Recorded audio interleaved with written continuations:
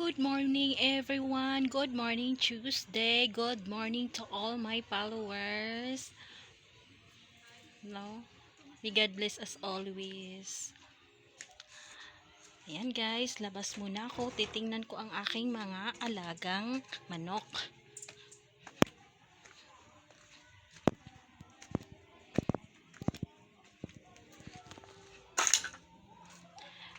Hindi ako sugarol guys ha. Pero mahilig ako mag-alaga ng mga manok.